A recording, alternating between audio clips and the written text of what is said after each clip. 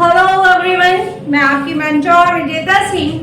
Planning के इस दूसरे कॉन्सेप्ट में आप इमीडिएटली मेरे साथ प्लानिंग चैप्टर के दूसरे लेक्चर में जुड़ जाइए और हम लोग एक क्विक रिव्यू भी लेंगे। इससे पहले अब एग्जाम धीरे धीरे करीब आ रहे हैं, आप लोग की धड़कनें थोड़ी तेज हो जाती हैं, तो आप में से जितने भी बच्चों ने अपने गोल्स बनाए हैं इमीडिएटली आप अपनी तैयारी बढ़ा दीजिए।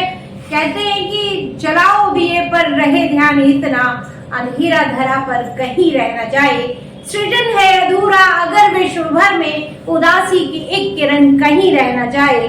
जलाओ दिए पर रहे ध्यान इतना, अंधेरा धरा पर कहीं रह न जाए। आइए चलिए मेरे साथ इमीडिएटली स्टार्ट करते हैं प्लानिंग। हम लोगों ने प्लानिंग के पिछले जो लेक्चर था उसमें क्या पढ़ा है, क्विक रिव्यू। प्लानिंग का मीन्स क्या है कि आपका ब्रेन क्या है, एक एडवांस थिंकिंग करता है, बहुत एडवांस सोचता है। यानी आप किसी भी काम को करने से पहले कितना अच्छे से सोच सकते हैं और उसको जो है कैसे आप उस पॉलिसीज को अपने आगे एक्टिवेट करते हैं और आप कितने बड़े सक्सेस या अचीवर बनते हैं। तो एक सिस्टमेटिक नॉलेज है और आप आने वाली टेक्नोलॉजी को सबसे पहले सोचोगे, किन किन सेक्टर में कहाँ पे आपको इन्वेस्टमेंट करना है एज अ बिजनेसमैन और आप कितना अधिक प्रॉफिट अर्न कर सकते हो, कैसे मिलेनियर बन सकते हो।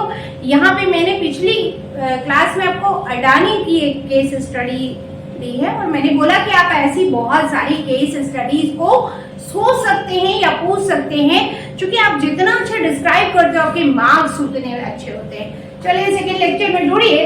आप पढ़ रहे हैं हम लोग इम्पोर्टेंट ऑफ द प्लानिंग।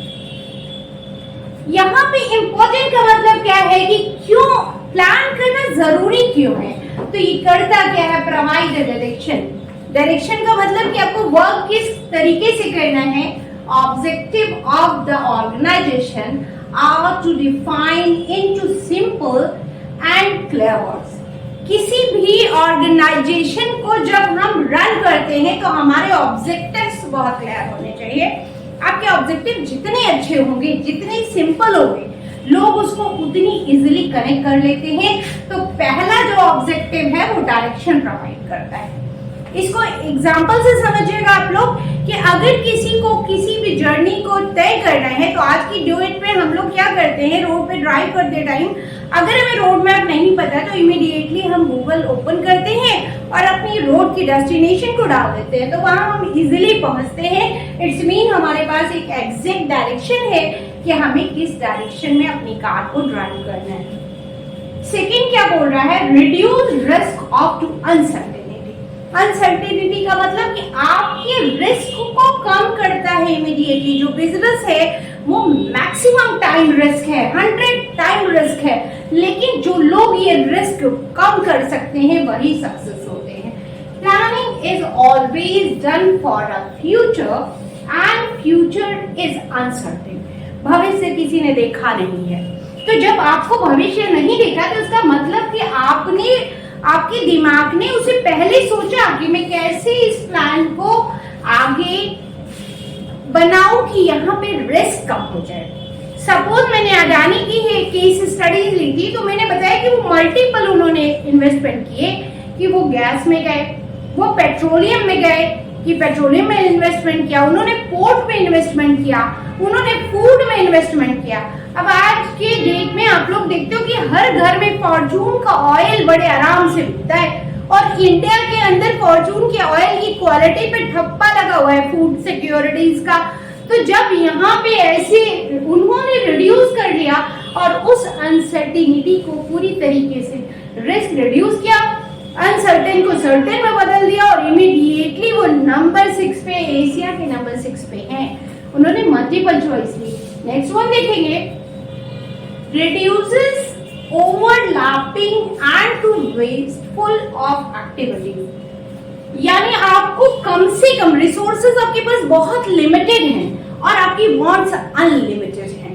हर कोई है, जितने भी बिजनेसमैन हैं वो हमेशा क्या चाहते हैं, बहुत बड़ा एम्पायर चाहते हैं। वो एम्पायर मिलता कैसे है, under the planning future activity and are planned in order to achieve objectives यानी क्या बोल रहा है कि प्लानिंग जितने भी हमारे ऑर्डर्स होंगे और जो हमने गोल्स बनाए हैं, गोल्स क्या हो सकते हैं आपके, कि आपको एक साल में कहाँ पहुंचना है, कितने करोड़ कमाने हैं, कितने अरब कमाने हैं। अब आप छोटे छोटे बच्चे, ऐसा नहीं कि इमीडिएटली 12th की क्लास में ही मैं मिलेनियर बन जाऊंगा इसी बार बोर्ड में, ना आपकी गोल प्लानिंग क्या होगी कि मुझे स्कोर 100 का करना है, मिलेनियर अभी नहीं बनना, next time you are start your journey immediately and just can you do to better average.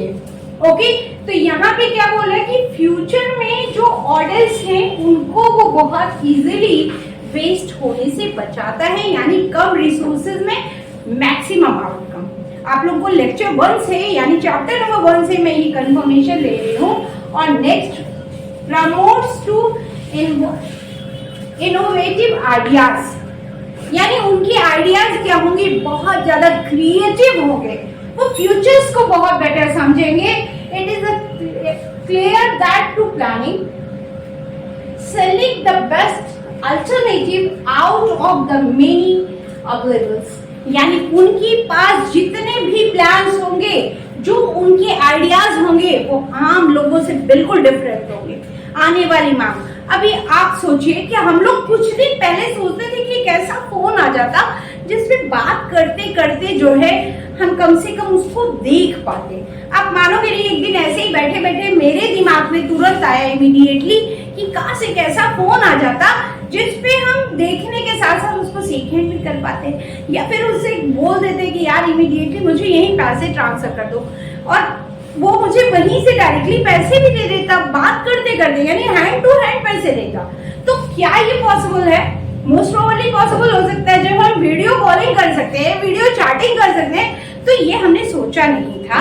But अगर किसी ने ऐसे आइडियाज लिए जिनका इन्वेंशन वो कर सकता है, इसके अलावा और आप क्या सोचोगे कि बुलेट ट्रेन हमने सोचा नहीं था, आया। तो आप जितना बेहतर आपके आइडियाज होंगे और फ्यूचर में उनकी जितनी ज्यादा हाई स्पीड से वो लागू होंगे और वो कहीं ना कहीं अपने रिस्क को बहुत कम करते हैं। तो ये कुछ पॉइंट्स हैं और कुछ अभी मेरे साथ कनेक्ट रहिए और हम आगे डील करते हैं। नेक्स्ट पॉइंट देखेंगे कि फैसिलिटी डिसीजन मेकिंग फैसिलिटीज होने से क्या इजी होगा कि जो भी टॉप लेवल पे बैठे हुए लोग हैं, आप देखिएगा कि बहुत कम ऐसा होता है कि किसी डिपार्टमेंट के अंदर या किसी भी फॉर्म के अंदर अलग अलग डिफरेंट लोगों की डिसीजन मेकिंग हो।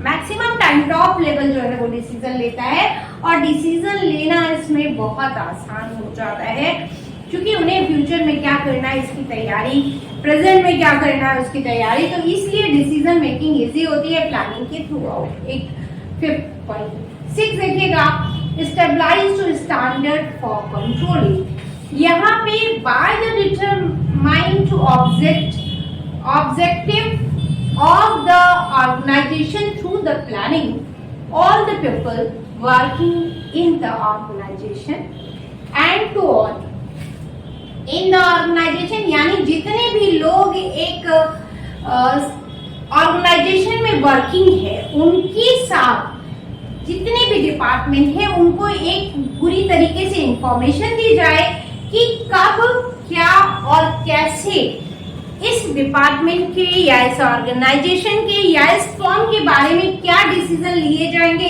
क्या प्लान किए जाएंगे और कैसे उनको फ्यूचर में इम्प्लीमेंट किया जाएगा। तो ये एक बहुत ट्रांसपेरेंट इम्पोर्टेंट है यहाँ पे कि इम्पोर्टेंट ऑफ प्लानिंग में इन्होंने इन फीचर्स को बहुत इजीली रखा हुआ है कि प्लानिंग एक सिस्टमेटिक ऑर्डर सिस्टम है जो आपको फ्यूचर में लिए जाने वाले तमाम डिसीजंस को बहुत ही ट्रांसपेरेंट कर देता है और ऑर्गेनाइजेशन के सक्सेस रेशियो को बढ़ा देता है। आई होप कि आप लोगों को समझ आया हो।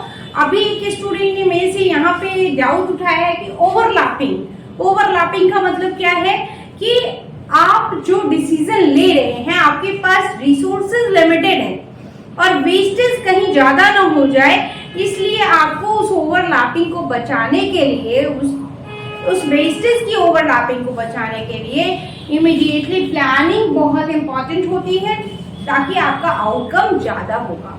जब आपकी वेस्टेज कम होगी, आपके रिसोर्सेज लिमिटेड है, आपकी वेस्टेज कम होंगे, तो आपका आउटकम क्या होगा? प्रोडक्शन हाई होगा। प्रोडक्शन हाई होगा तो प्रॉफिट हाई होगा।